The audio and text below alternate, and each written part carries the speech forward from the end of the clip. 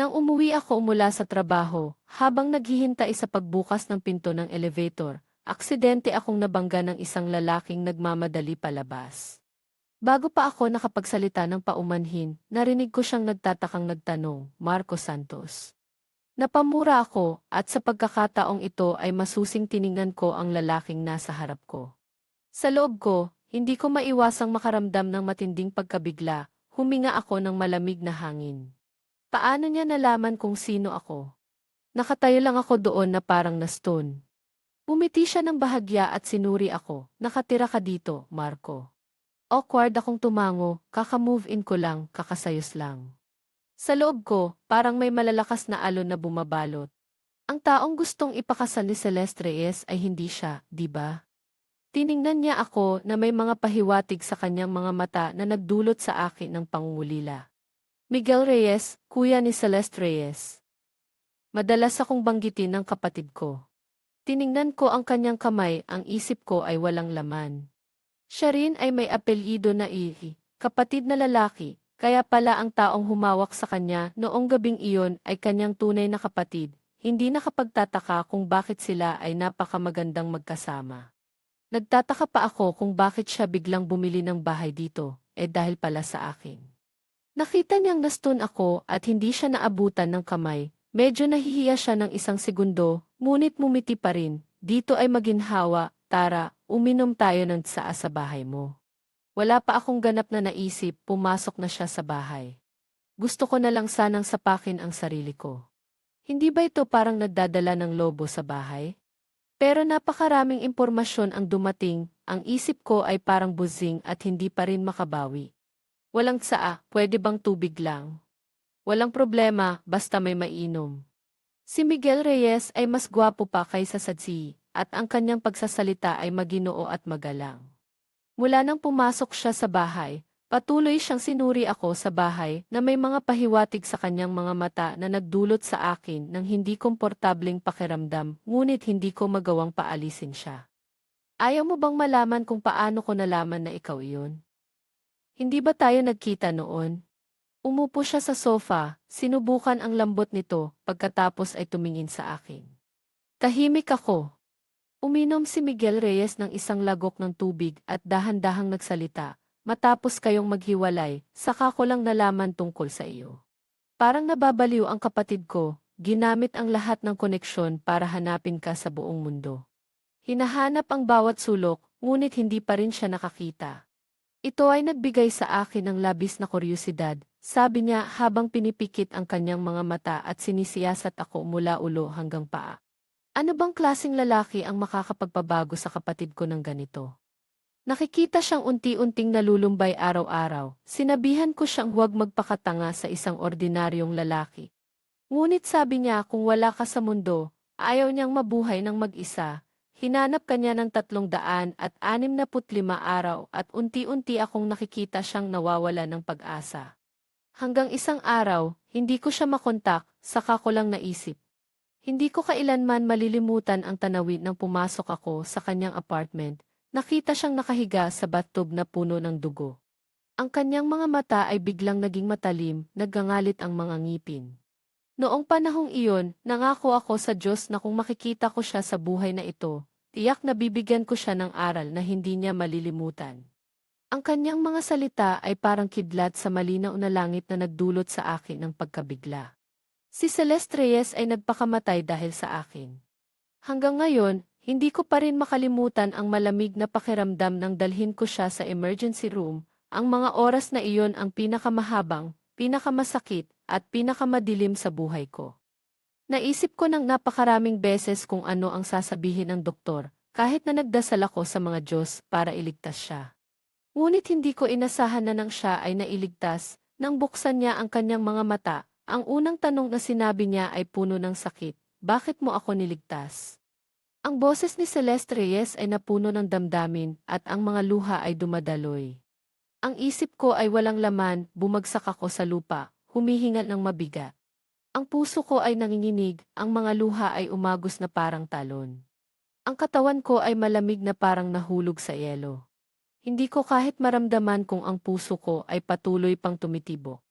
Pinunasan ni Celeste Reyes ang mga luha sa kanyang mga mata, pinipigilan ang galit at malamig na nakatingin sa akin na nakaupo sa sahig. Dapat kang magpasalamat na kaya mo pang umiyak, kung hindi, ipaparanas ko sa iyo ang sakit na dinanas ng kapatid ko noon. Dapat ka ring makahiya sa buong buhay mo, dahil sa sariling kamay mong itinulak ang isang babaeng labis na nagmamahal sa iyo, na hindi makalimutan ka.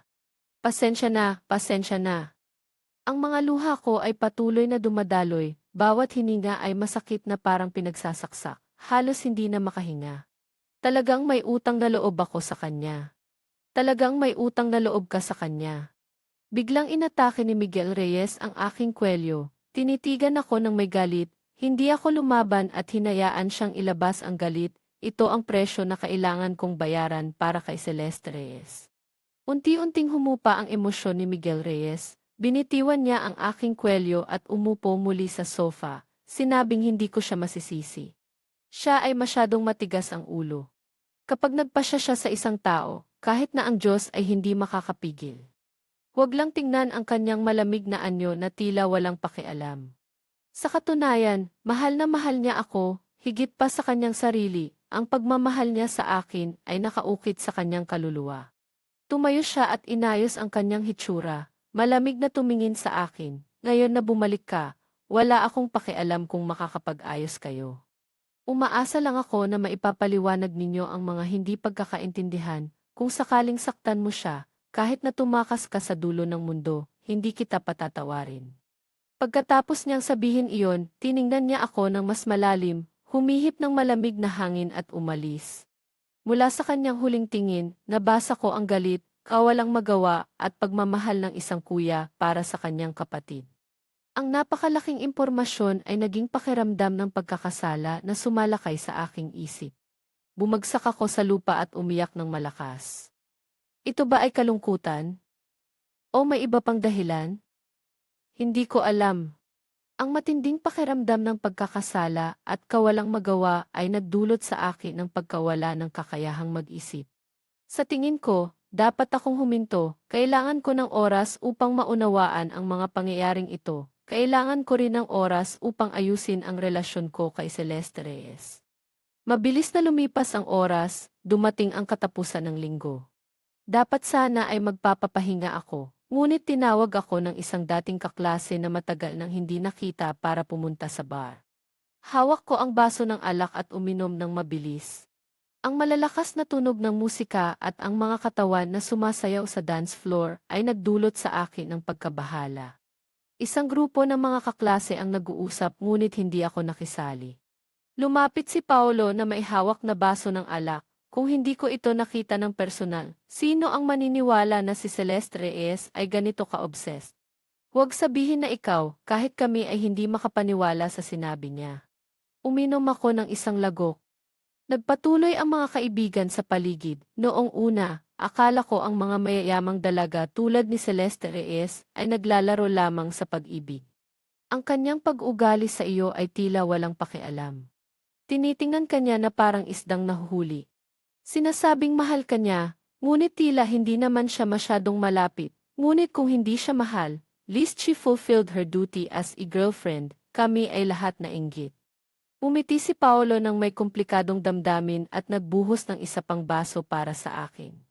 Sa totoo lang, pagkatapos ng insidenteng iyon, si Celeste Reyes ay naghanap sa akin. Ang kanyang hitsura ay parang isang taong nakulong na nagmamakaawa sa akin na sabihin ang iyong kinaroroonan. Noon ay nagalit ako at sinabing hindi ko alam. Ngayon ay naiisip ko na kung sinabi ko sa kanya noon, marahil ay hindi nangyari ang mga bagay na iyon.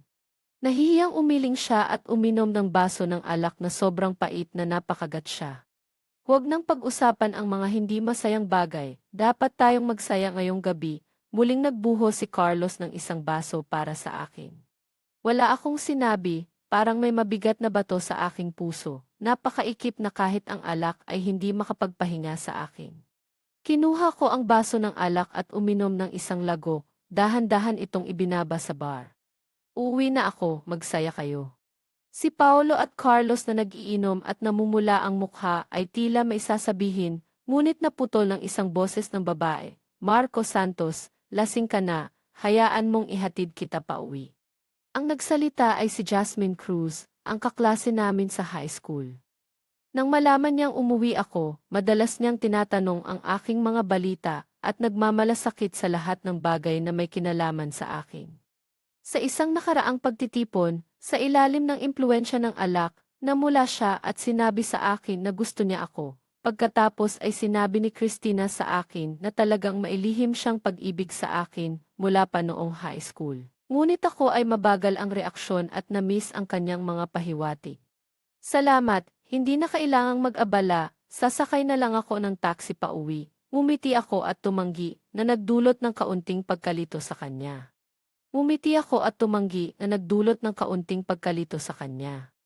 Si Paolo ay nagbigay ng isang mabilis na sipa kay Marco na tila hindi makatatayo ng maayos, kaya't mas mabuti na itong ipasakay na lang kay Jasmine pauwi. Si Paolo at ang iba pang mga kaibigan ay sabay-sabay na sumang-ayon, tila sinasadya nilang bigyan kami ng pagkakataon na mag-isa. Sa mga nakaraang taon, sila ay nagmamalasakit sa akin. Ako ay medyo nahihirapan at nag-iisip na tumanggi, ngunit si Jasmine Cruz ay nagsalita na, walang anuman, daan pa uwi ko ay dumadaan din sa bahay mo, sayang naman ang taxi at hindi ka naman masyadong nakakaintindi. Hindi mo ba ako pagkakatiwalaan kaysa sa ibang tao? Nakita kong siya ay masigasig at mahirap tumanggi, kaya't nag-isip ako ng kaunti at hindi na tumanggi, ayaw kong maging sanhi ng kanyang pagkapahiya. Sa kalaunan, nalaman ko na ako ay nasa silangan ng lungsod habang siya ay nasa timog na talagang hindi maginhawa. Sinisikap lang niyang makuha ang pagkakataon na makasama ako ng mas matagal, nais ipahayag ang kanyang nararamdaman. Malapit lang ang bahay ko sa bar, ilang minutong lakad lang. Sa malamig na gabi ng Taglagas, kasama ang epekto ng alak, nanginginig kami sa lamig. Sa ilalim ng malabo na ilaw ng kalye, ang aming mga anino ay humahaba sa lupa, tila malapit, ngunit sa huli ay naglalaho sa dilim. Salamat sa pagod mo, ganitong oras ay sinamahan mo pa ako pauwi, salamat. Sinikap kong panatilihin ang distansya, ayaw kong bigyan siya ng labis na pag-asa. Wala namang anuman. Ang ngiti sa kanyang mga labi ay medyo matigas, na nagpapakita ng kanyang maliit na pangil, ngunit ang ngiti ay nananatiling maganda. Magkasabay kaming naglakad sa madilim na kalye, tanging ang tunog ng aming mga hakbang at hininga ang naririnig. Tahimik ako, maraming salitang gustong sabihin, ngunit hindi ko maipahayag. Patuloy silang nag-explain, noong panahong iyon, sobrang nag-aalala siya sa nararamdaman mo, alam niyang sobrang pinapansin mo ito, kaya sinabi niyang huwag kaming masyadong maging masigasig sa iyo, natatakot siyang magulat ka. Sa totoo lang, gusto ka namin, wala kaming masamang opinyon sa iyo, sang-ayon kami na nandyan ka para kay Celeste Reyes. Dahil kapag nagsasalita si Celeste Reyes tungkol sa inyo, ang mukha niya ay palaging puno ng saya. Nagiging komplikado ang kanilang mga mukha. Hanggang sa bigla kang umalis, ang ngiting masaya na iyon ay hindi na muling lumitaw sa mukha ni Celeste Reyes. Maari kaming manumpa, sa mga nakaraang taon, siya ay nanatiling single, at ang tanging bayaw na tinanggap namin ay ikaw lamang. Marco Santos, bayaw, sa mga nakaraang taon, hindi masaya si Celeste Reyes, kami bilang mga kaibigan ay nakikita ang sakit sa kanyang mga mata, ngunit hindi kami makapagsalita. Sa anumang kaso ayos lang, ang ibang mga bagay ay hintayin mo na lang siyang magising at tanungin siya. Nang marinig ko ang mga salitang ito, tila nawala ang mabigat na bato sa aking puso, at ako ay labis na nakaramdam ng ginhawa. Huminga ako ng malalim at ngumiti sa kanila, salamat sa inyo sa pagsasabi sa akin ng mga bagay na ito. Pasensya na sa abala ngayong gabi, hayaan niyo akong alagaan siya. Salamat sa inyo sa pagsasabi sa akin ng mga bagay na ito. Pasensya na sa abala ngayong gabi, hayaan niyo akong alagaan siya. Hanggang sa mga oras na ito, nalaman ko kung gaano kahusay siyang nagprotekta sa aking mahina at walang tiwala sa sarili. Ang mga kaibigan niya ay hindi kailanman minamaliit ako dahil sa aming magkaibang katayuan at hindi rin nila ako tiningnan ng kakaibang tingin.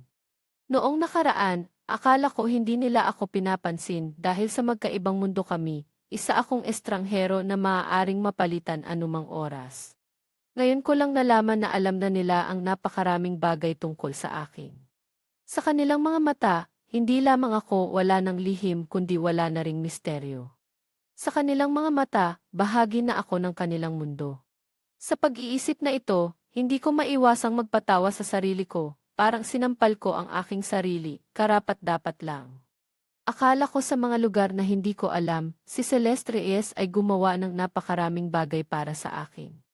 At ako, napaka-imbecile. Celeste Reyes, ikaw na tanga. Bakit mo ako pitrotektahan ng ganito? Ano pa ang mga bagay na hindi ko alam? Karapat-dapat lang.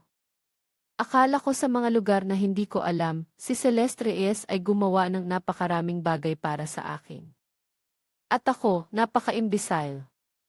Celeste Reyes, ikaw na tanga. Bakit mo ako pitrotektahan ng ganito? Ano pa ang mga bagay na hindi ko alam? Ang maikling biyahe na ilang minuto lamang ay tila isang buong buhay na ang tagal. Bago pa kami makauwi, nagising na si Celeste Reyes. Nang makita akong nagmamaneho, hindi siya nagsalita. Pagbaba ng sasakyan, sinubukan niyang tanggihan ang aking tulong, ngunit dahil sa sobrang pagkalasing, wala siyang lakas at napasandal sa akin. Dahan-dahang umakyat ang elevator, siya ay bahagyang nagtutulak at humihila, nakasandal sa aking dibdib, tahimik na nakikinig sa tibok ng aking puso. Tahimik kaming nagkakasundo. Hanggang malapit na kami sa palapag, ako na ang nagpasimula ng pag-uusap upang masira ang nakabibinging katahimikan. Maaari mo bang sabihin sa akin kung bakit ka bumili ng bahay sa tapat ng bahay ko? Halatang napatigigil siya ng kaunti, pagkatapos ay kumuha siya ng lakas ng loob. Itinaas ang kanyang malambot na kamay at niyakap ako. Gusto ko lang sanang maging mas malapit sa iyo, makitang mas madalas ka. Ding! Bumukas ang pinto ng elevator. Hindi ako sumagot, tinulungan siyang makalapit sa pintuan ng kanyang bahay. Sa ilalim ng impluwensya ng alak, siya ay nagmukhang nagtatampo, parang sinasabi, talaga bang kaya mong iwan akong mag-isa sa malamig na bahay na ito? Hindi pa rin ako nagsalita, bahagyang tumango para ipahiwatig na buksan na niya ang pinto. Pagkatapos ay lumingon ako upang umalis. Tik! Tik! Tik! Ipinasa niya ang password ng pinto. Sa sandaling bumukas ang pinto, nag-isip akong sabihin, magpahinga ka ng mabuti, pag-usapan natin ito bukas. Ngunit hindi ko inasahan na bigla siyang tumalon at itinulak ako sa loob ng kwarto. Hindi ako nakatayo at nahulog sa sofa, ang pinto ay nagsara, ang liwanag mula sa pasilyo ay nawala sa kadiliman. Pinadapa niya ako sa sofa, hinagkan ako ng masigasig. Sa ilalim ng impluwensya ng alak, hinagkan niya ako ng walang pag-aalinlangan, halos nagiging sanhi ng aking pagkaubos ng hinina. Nawalan siya ng kontrol, ang matagal na naipon na pananabik ay sumabog ng buo, naging mga masiglang halik at matinding kilos na bumuhos sa akin. Sa pagkakataong ito, hindi ako lumaban, hindi ko siya itinulak palayo. Ang puso ko ay mahigpit na niyayakap siya, ginagamit ang aking paraan upang tugunan ang kanyang sigasig. Matagal na siyang naghihintay sa akin sa malamig na kadiliman. At nang maramdaman ang aking tugon, siya ay nanginginig at bumagsak sa akin. Ang mga luha ay patuloy na dumadaloy. Phew phew! Marco Santos, namimiss kita. Talagang namimiss kita. Hindi ko kayang iwan ka, hindi ko kayang bitawan ka. Sa buong buhay ko, ikaw lamang ang mahal ko. Pasensya na, hindi ko dapat hindi pakinggan ang iyong paliwanag. Ang totoo, hindi ko kayang tiisin ang mawala ka muli. Naghintay ako sa iyo buong gabi, hanggang sa makita kong ang babaeng iyon ay naghatid sa iyo, hindi mo alam kung gaano ako nabaliw. Dapat ako ang nasa tabi mo. Gustong-gusto kita. Talagang gustong-gusto kita. Si Celeste Reyes ay nakahiga sa aking mga bisig, ang kanyang katawan ay halos walang takip, ipinahayag ang kanyang pananabik. Sa mga sandaling ito, siya ay parang isang batang nagkamali, kumikilos at nagmamakaawa sa aking mga bisig, umaasang mapapatawad ko siya. Matagal na akong hindi nakakita ng ganitong mahiyain na ekspresyon sa kanyang mukha. Ramdam ko ang init sa aking mukha, ang tibok ng puso ko ay bumibilis, ang pamumula sa kanyang mukha ay lalong naging kapansin-pansin. Celeste Reyes, may ilang bagay akong gustong ipaliwanag sa iyo. Mahigpit kong niyayakap siya, mahinahon kong ipinaliwanag. Sa totoo lang, nagdeklara siya ng pag-ibig sa akin, ngunit sa puso ko ay may isang babae na hindi mapapalitan kaya hindi ko siya matatanggap. Sino ang babaeng hindi mapapalitan na iyon? Siya ay nahihiyang umiti, halatang alam na ang sagot, ngunit sinadyang nagtatanong sa akin ng may kalikutan. Hindi ko sasabihin sa iyo, hinagkan ko ang kanyang noo. Natuto ka ng masama. Siya ay nagmukmok, ang kanyang mga mata ay unti-unting naging mainit, parang may mga bituin na kumikislap.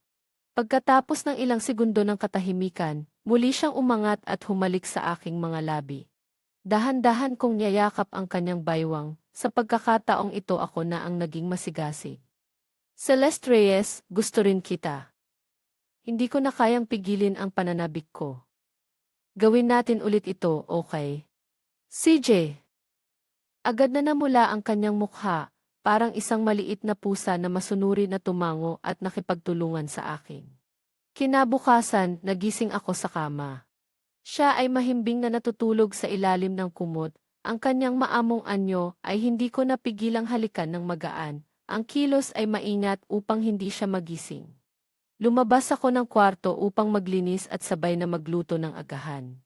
Nang malapit na matapos ang agahan, siya ay nagmulat ng mata at nagulat na tumakbo palabas ng kwarto. Nang makita akong nasa kusina, siya ay natigilan ng ilang saglit at pagkatapos ay nagmukmok na naglabas ng tunog na uuu, mabilis na tumakbo at niyakap ako. Akala ko ang lahat ng iyon ay panaginip. Nagising ako at hindi kita nakita, sobrang natakot ako. Hindi iyon panaginip, narito ako, mahigpit kong niyakap siya ng puno ng pagmamahal. Maghilamos ka na, tapos na ang agahan, lugaw ng mais na gusto mo, bahagya kong pinapalo ang kanyang puwit. Maghilamos ka na, tapos na ang agahan, lugaw ng mais na gusto mo, bahagya kong pinapalo ang kanyang puwit. Hindi ko inasahan na siya ay mahihiyang tumingin sa akin nang may galit, sobrang aga pa, ingat-ingat ka. Agad siyang naghilamos at umupo sa hapagkainan. Nang kumuha siya ng isang kutsarang mainit na lugaw ng mais, siya ay napasigaw, tama ang lasa na ito. Paano mo ito ginawa? Ang sarap. Naglabas siya ng mga tunog ng kasiyahan. Ang pagmamahal at lambing sa aking mga mata ay unti-unting naging matigas. Nakita ko ang pangit na peklat sa kanyang pulso. Napansin niya ang pagbabago sa aking ekspresyon at agad na itinago ang kanyang kamay sa ilalim ng mesa. Hayaan mong tingnan ko. Lumapit ako upang hilahin ang kanyang kamay ngunit siya ay humadlang. Sobrang pangit. Siya ay ngumiti ng may lungkot. Hayaan mong tingnan ko. Ang boses ko ay naging mas matatag. Siya ay agad na natakot at yumuko ang ulo na parang batang nagkamali. Nang ang dulo ng aking daliri ay humipo sa pangit na peklat na iyon, hindi ko napigilang umiyak. Ang malalim na peklat ay labis na nakatayo sa kanyang makinis na balat. Ayaw kong mag-isip pa. Kung hindi dumating si Miguel Reyes sa tamang oras, marahil mula sa sandaling iyon ay hindi na kami nagkakasama sa parehong mundo, at nang bumalik ako sa bansa pagkatapos ng maraming taon. Nalaman ko mula sa aking mga kaibigan na siya ay gumawa ng ganitong bagay dahil sa akin. Maniwala ka sa akin, sa buong buhay ko, mamumuhay ako sa anino ng pagsisisi. Hanggang sa mamatay ay hindi ko mapapatawad ang sarili ko. Bakit ka umiiyak? Siya ay nananatiling banayad, ang kanyang mga mata ay hindi maikubli ang pagmamahal, maingat na pinupunasan ang aking mga luha. Bakit ako iiyak? Ayos ka lang, di ba? Habang siya ay patuloy na nag-aaliw, lalo akong umiyak ng mas malakas. Napahikbi ako at sinabi, pasensya na. At inilubog ang aking ulo sa kanyang mga bisig, pinapayagan siyang yakapin ako at dahan-dahang patagilid ang aking likod. Ang mga sulok ng kanyang bibig ay nagpakita ng kalungkutan, ang kanyang mga mata ay namumula. Hindi mo alam, nang malaman kong hindi kita mahanap kahit saan, sobrang desperado ko. Sobrang galit ko sa'yo, Marco Santos. Talagang galit na galit ako sa'yo. Bakit ka pa dumating para guluhin ako? Bakit mo ako binigyan ng pag-asa tapos iniwan mo ako? Inilagay ko ang aking ulo sa kanyang mga bisig, nakikinig sa kanyang kwento tungkol sa kanyang mga nakaraang pagdaramdam. Pagkatapos, unti-unti kong naisip, marahil dahil hindi ako sapat na mabuti, hindi sapat na kahanga-hanga kaya mo ako iniwan. Kailangan kong bumangon, gawing mas mabuti ang sarili ko, at balang araw ipapakita ko sa'yo. Ang kanyang boses ay puno ng determinasyon. Kaya't nagtrabaho ako ng walang tigil, patuloy na pinapaunlad ang negosyo, patuloy na pinapabuti ang reputasyon, hindi lamang sa loob ng bansa, kundi pati na rin sa mga banyagang merkado. Naniniwala ako na basta't buhay ka pa, sa huli kahit saan ka man sa mundo, makikita mo ang mga impormasyon tungkol sa akin, malalaman mong mabuti ako, malalaman mong kahanga-hanga ako, malalaman mong sobrang namimiss kita. Nagawa ko na. Tahimik akong umiyak, malinaw na siya ang nasaktan, bakit ako sobrang nasasaktan? Mahigpit kong niyayakap siya na para bang nais kong ipasok siya sa aking dibdib at hindi napakawalan, ang mga emosyon ng kahihiyan at komplikadong damdamin ay umaagos sa aking puso, mahirap ipahayag sa mga salita. Alam mo ba? Mula sa sandaling pinili kong makasama ka, pinili na kita para sa habang buhay, maaari lamang akong maging iyo. Nangako akong pakasalan ka, ako ang magiging pinakamasayang babae sa mundo. Ang kanyang boses ay malambing, paminsan-minsan ay bumubulong sa aking tainga, tinutukso ang manipis na depensa at insecurities ko. Ang tanging masabi ko ay pasensya na ang hirap ng mga nakaraang taon para sa'yo. Ay, huwag ka nang umiyak, kung hindi magagalit ako. Ngumiti ka na. Malumanay niyang itinaas ang aking mukha upang punasan ang mga luha sa aking mga mata. Sa wakas ay banayad na hinalikan ang aking mga mata, sinisikap na pigilin ang aking mga luha. Marco Santos, talagang galit na galit ako sa'yo. Bakit mo ako iniwan? Bakit hindi ko makalimutan ka? Talagang gusto kita, sa buong buhay ko, nahulog na ako sa'yo. Ang kanyang boses ay puno ng sakit. Narinig ang mga salitang iyon, niyakap ko siya ng mahigpit muli. Inamin ko na noon, masyado akong sensitibo at makasarili. Hindi ko maaring isisi lahat sa aking insecurities. Ang insecurities ay walang kasalanan, ang kasalanan ay nasa tao na hindi nakakaalam ng kanyang mga pagkakamali. Tumanggi akong makipag-ugnayan, tumanggi akong makipagpalitan, matigas ang ulo na naniniwala na ang katotohanan ay kung ano ang nakikita ko. Hindi ko alam na maraming bagay ang hindi maaring tingnan lamang sa panlabas, may kasabihan na ang nakikita ng mata ay hindi tiyak na totoo. Sa pagitan nating dalawa, napakaraming hindi pagkakaintindihan dahil sa hindi tamang pakikipag-usap. Tadhana na hindi tayo nagkahiwalay sa kabila ng maraming tao sa paligid, kaya't ngayon, hindi natin dapat palampasin ang mahalagang pagkakataong ito. Umupo tayo at mag-usap ng masinsinan. Sinasabi ko lang, noong kasama kita noon, sobrang insecure ako, sobrang kulang sa pakiramdam ng seguridad, sabi ko ng mahina. Noon, ikaw ang namahala sa kumpanya ng pamilya, may kalayaan sa pananalapi. Ang mga kaibigan mo ay mga mayayamang anak ng mga negosyante. Isa lamang karaniwang estudyante sa kolehiyo, walang anuman. Walang halaga, kahit sa pagdedate, kailangan pang magtipid. Natatakot akong hindi maging karapat-dapat sa iyo, na naging matagumpay sa iyong karera, at nagiging paksa ng pang-uyam ng iba. Talagang hindi ako karapat-dapat sa iyo, hindi ko kayang ibahagi ang mga masasayang bagay sa iyo, kahit ang mga malungkot na bagay, lahat ay itinatago ko sa aking puso. Alam kong abala ka sa trabaho, pagod na ang isip mo, at ang pag-aalala sa aking damdamin ay tiyak na magpapabilis ng iyong pagkapagod sa akin. Sa relasyon na ito, palagi akong nag-aalala at natatakot, insecure at walang pakiramdam ng seguridad, at sobrang mahina, at ang malamig mong pag-ugali ay lalo pang nagpatunay na naglalaro ka lamang. Kahit na mayroon ka ring mga sorpresa sa pag-ibig, iyon ay mga sorpresa lamang. Bilang kasintahan, napakahusay mo, ngunit bilang katuwang, hindi ka sapat. Sa mahabang panahon, lagi kong iniisip ang sarili ko na parang aso na inaalagaan mo. Kapag masaya, binibigyan ng karne, kapag malungkot, huwag nang pag-usapan. Biglang pinutol ni Celeste Reyes ang aking saloobin, ang kanyang mga mata ay puno ng luha habang nakatingin sa akin na puno ng pagkabigla. Malinaw na hindi niya kailanman naisip na mayroon akong ganitong mga iniisip, ang kanyang mga mata ay puno ng pagsisisi. Huwag nang magsalita, huwag nang magsalita. Hindi ko kailanman naisip ang ganito tungkol sa iyo. Dahil hindi tayo nag-usap ng maayos, hindi natin pinakinggan ang mga saloobin ng isa't isa, na nagbigay daan sa mga hindi pagkakaintindihan na umusbong at umunlad sa ating mga puso. Pasensya na, Marco, hindi ko alam na mayroon tayong napakaraming hindi pagkakaintindihan. Niyakap niya ako. Ang kanyang mga luha ay tumutulo sa aking balikat. Pinapadulas niya ang aking batok ng mahinahon, tila pinapakalma ang isang bata. Ito ay nagbigay sa akin ng kaunting kapanatagan. Alam mo ba na sobrang gusto kita? Dahan-dahan akong umiling at hindi nagsalita. Sa totoo lang, hindi sa paaralan ang unang pagkikita natin, bigla niyang sinabi. Ano?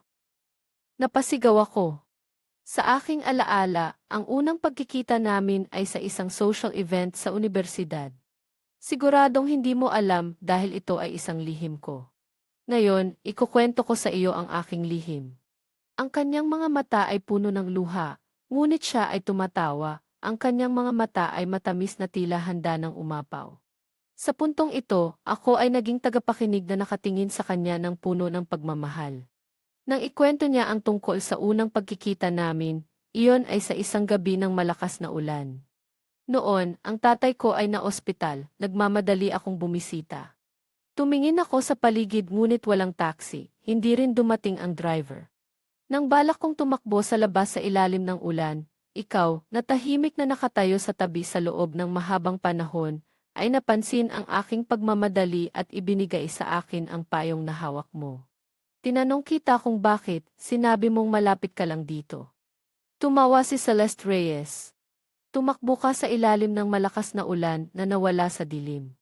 Ang gabing iyon ay napakalakas ng ulan, nabasa ang aking pantalon, at nag-iwan ng hindi mabuburang marka sa aking puso. Sa unang pagkakataon, nakita ko ang isang batang lalaki na ganoon, napakabait na parang tanga. Tumigil siya sandali, ang kanyang mga mata ay malambot. Akala ko tayo ay mga estranghero na dumaan lamang sa buhay ng isa't isa, at hindi na magkikita muli. Hanggang sa social event na iyon, nakita kita sa mga volunteer. Alam kong ito ay isang pagkakataon mula sa langit. Hindi ako nag-atubiling kunin ito, dahil sa isang minutong pagkahumaling, nakilala kita. Talagang gusto kita, ngunit masyado kang independent. Sinasabi mong mahal mo ako, ngunit palagi kang malamig at hindi nakikisalamuha. Sa totoo lang, mayroon akong possessive na ugali, kapag may mga babae na lumalapit sa iyo, nagiging seloso na ako. Itinaas niya ang aking mukha at tumingin ng tuwid sa aking mga mata. Nakita ko ang lambing, pagkamangha at katapatan sa kanyang mga mata. Nagtataka ako. Ang mga problemang ito ay hindi ko kailanman naisip, ang mga salitang ito ay hindi niya kailanman sinabi. Napagtanto ko na mas nagmamalasakit siya sa akin kaysa sa inaasahan ko, at alam na niya ako bago ko pa siya nakilala. Ayaw kong ipakita ang aking pagmamahal sa iyo sa harap mo. Natatakot akong maliitin mo ako, sobrang insecure at mahina ako.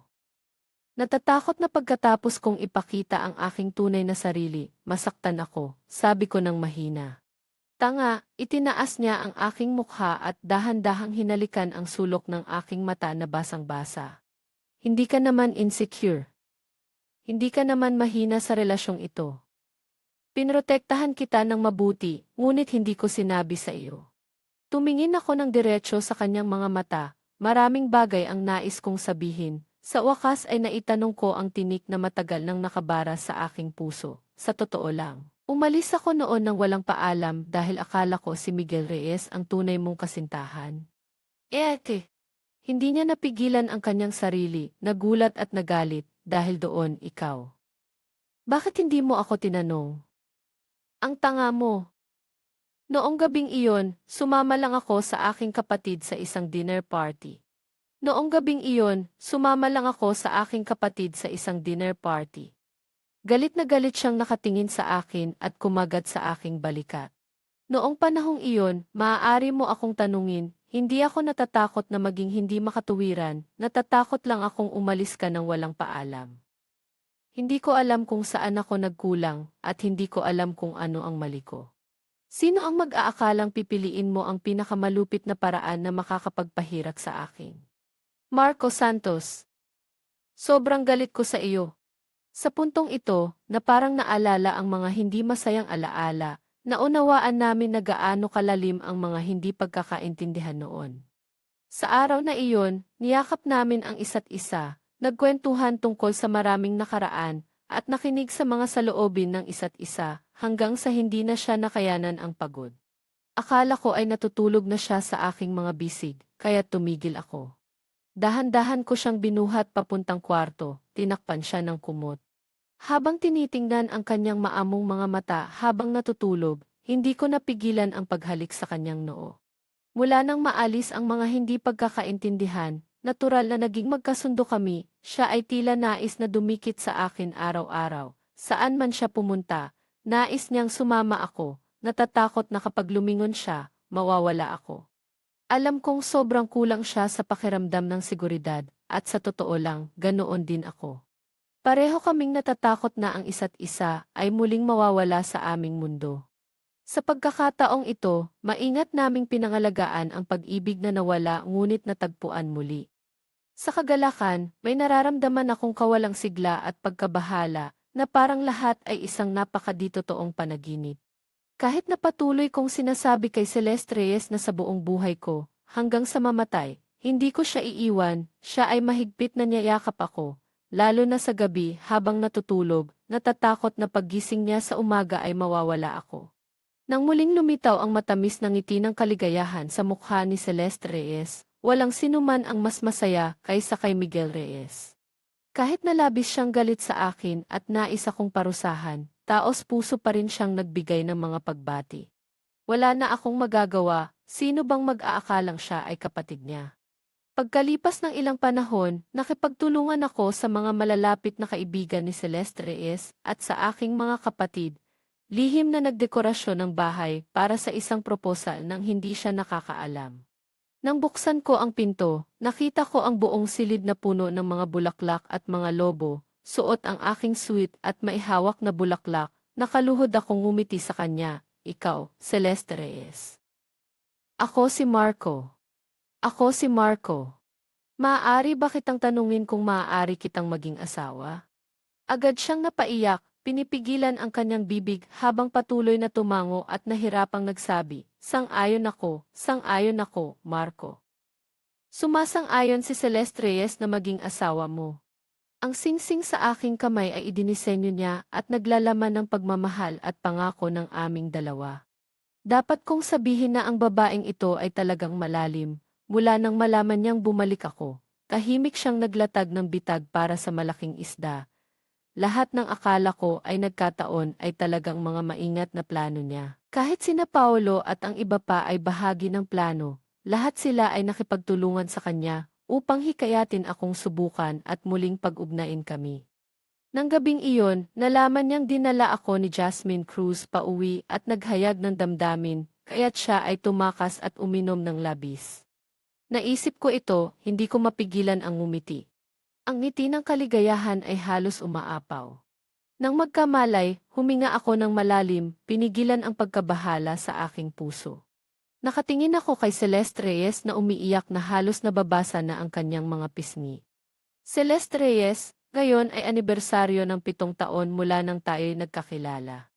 Sa loob ng 4 na taon, hindi ako nasa tabi mo. Sa 4 na taon na iyon, wala ni isang sandali na hindi kita naisip. Madalas, ang buhay ko ay tila nababalot ng ulap, hindi ko makita ang daan sa hinaharap at hindi ko rin makita ka. Nang unti-unting humupa ang malamig na ulap, akala ko ang mainit na sikat ng araw ay nagbigay liwanag sa akin, ngunit nang masusing tumingin, napagtanto ko na wala namang araw sa aking mundo. Ikaw ang araw na nagbibigay init sa akin. Ngayon ay isang napakakaraniwang araw. Binuksan ko ang aking mga mata. Nakita kitang nakahiga sa aking mga bisig. Ang iyong magandang mukha ay namumula habang mahimbing na natutulog, payapa. Hindi ko maalis ang aking tingin mula sa iyong mukha.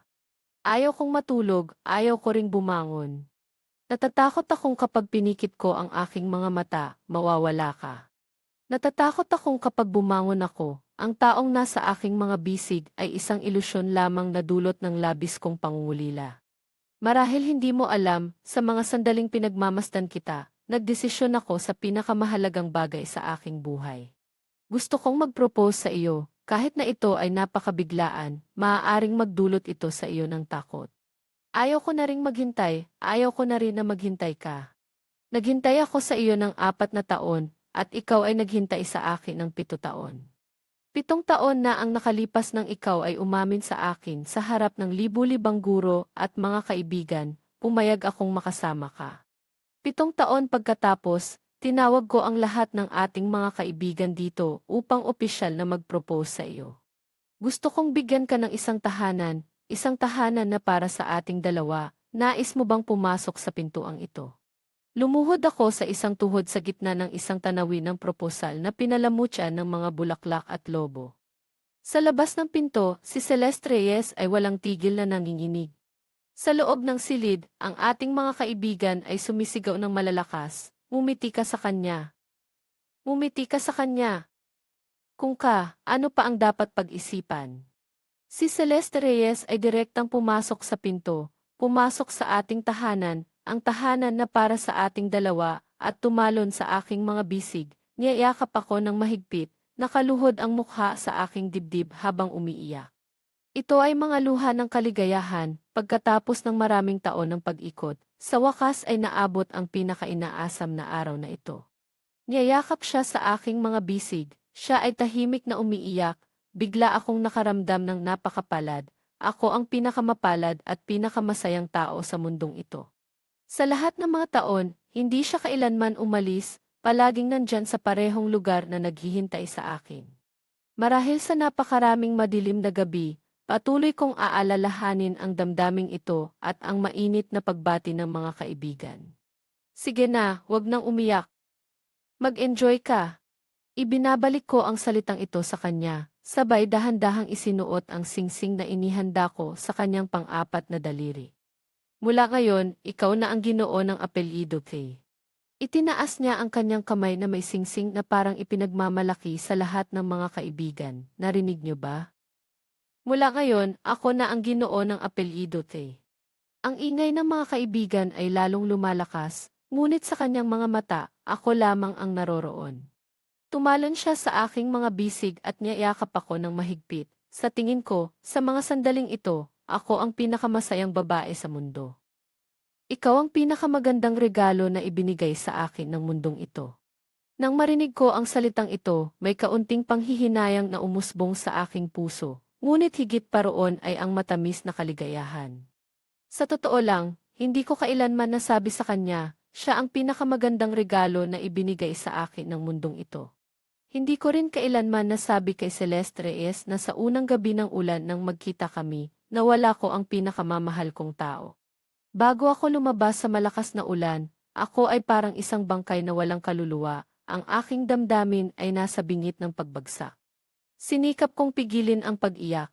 Nakita ko ang isang babae na nakatayo sa gilid ng madilim na ulan na nag-aalala na tumitingin sa paligid. Ibinigay ko ang payong sa kanyang kamay na walang pag-aalinlangan, na mas nangangailangan nito. At ako ay tumakbo sa madilim na ulan, tumatakbo ng walang pag-iisip sa mga malamig na patak ng ulan na tumatama sa akin. Hindi ko alam kung ang mga patak sa aking mukha ay ulan o luha. Sa mga sandaling iyon, habang ako ay nasa kadiliman ng kawalang pag-asa, hindi ko inaasahan na dahil sa isang magandang gawaing iyon, ang mundong ito ay magbibigay sa akin ng pinakamagandang regalo, na parang ang araw ay nagbigay liwanag sa kadiliman at nagbigay init sa akin. Kapag kasama si Celeste Reyes na tumitingin sa kalangitan na puno ng mga bituin, madalas niyang tinatanong ako, alam mo ba kung anong lihim ang nakatago sa mundong ito? Ikaw ay tumango na walang muwang. Hindi siya nagbigay ng sagot, palaging nakangiti ng matamis at maganda.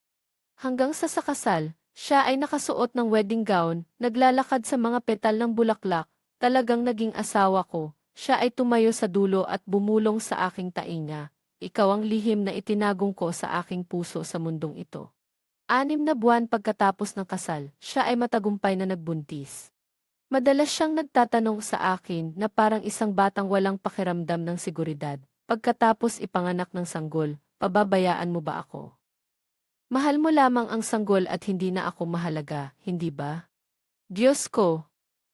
Gaano siya kamahal sa akin na nag-aalala na ang bunga ng aming pag-ibig ay magbabahagi ng pagmamahal sa kanya. Sa puso ko, walang makakapalit sa iyo, kahit ang ating anak.